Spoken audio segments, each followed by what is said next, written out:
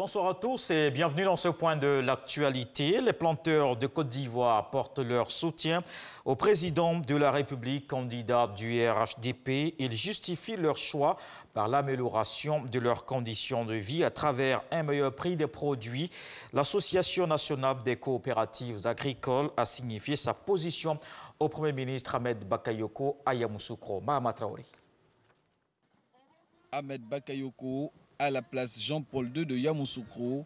Le chef du gouvernement est convié ici par l'Association nationale des coopératives agricoles de Côte d'Ivoire, ANACASI. Ce rassemblement qui a réuni les membres de 300 sociétés coopératives vise à rendre hommage au président Alassane Ouattara pour ses actions de développement en faveur du monde paysan. La mobilisation est déjà totale.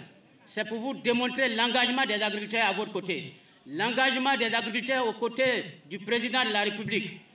Bientôt, nous allons rentrer dans les échéances. Vous pouvez compter sur nous. Monsieur le Premier ministre, ils ont pris l'engagement de peser lourdement dans la balance de la victoire du président Alassane Ouattara.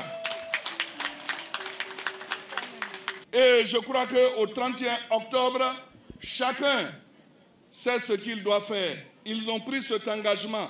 Parce que derrière ces personnes que vous voyez, ce sont des millions de personnes.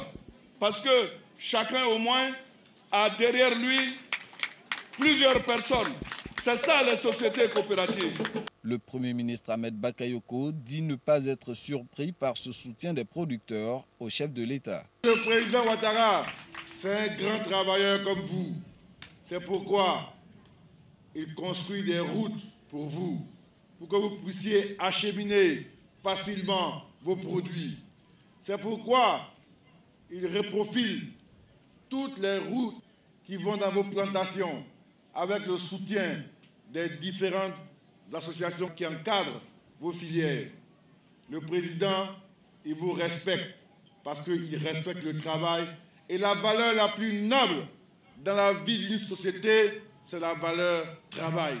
Cette manifestation de soutien du monde paysan au président de la République met fin à la deuxième édition du Forum économique des sociétés coopératives agricoles de Côte d'Ivoire. Le forum s'est soldé par la remise de prix aux meilleures coopératives agricoles. La coopérative Kassangbana de Napier a ainsi reçu le super prix Ahmed Bakayoko de l'unité, de la solidarité et de vivre ensemble dans le monde agricole. Quant au prix du développement rural qui porte le nom du ministre Kobenan Kwasi Adjoumani, il est revenu à la coopérative Sifedsi d'Aboisseau. En marge de la visite d'État dans la Maraoué, les femmes de la région étaient en formation. Elles sont formées sur l'importance de la sécurité alimentaire.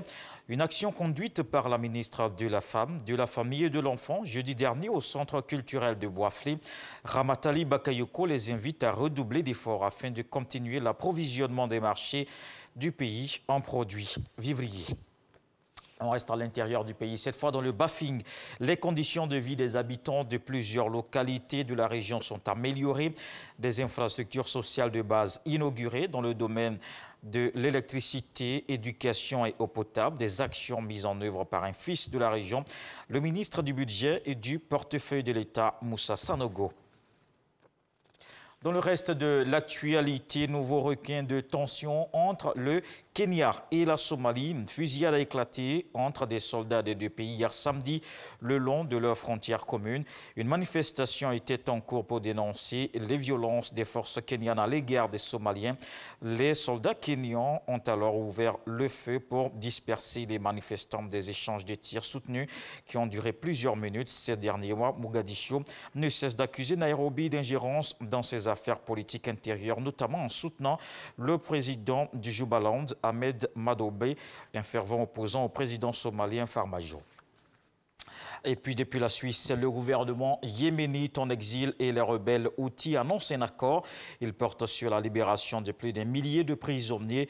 C'est de loin l'échange le plus important depuis le début du conflit en 2014. C'est une petite lueur d'espoir dans le conflit au Yémen. Mais l'ONU, qui supervise les négociations, demande des actes et espère que cet accord va relancer des négociations politiques au point mort.